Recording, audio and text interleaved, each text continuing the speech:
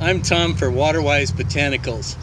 You know, there are plenty of plants that you can find that lay low, that spread.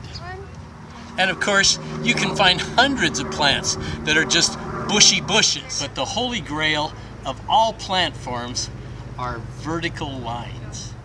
Boo! That's right, vertical lines in Pedilanthus macrocarpus. This is a succulent plant that comes from northern central Mexico, and it lives and thrives and grows in a desert environment. Sometimes its common name is also called lady slippers because of these beautiful red small flowers that grace the tops of the stems.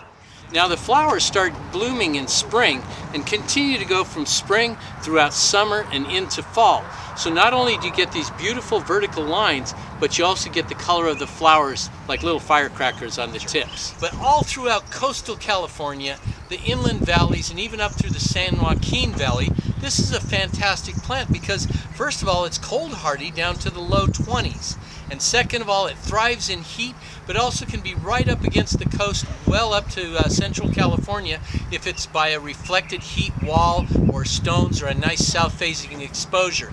Now it is kind of like a dry soil. You don't want it to be in a regular garden watering setting where it can be overwatered. But other than that, it's very easy to grow, very beautiful, and just think how these beautiful vertical lines will cast a shadow against walls or stones or boulders. It's just so structural and so great to have.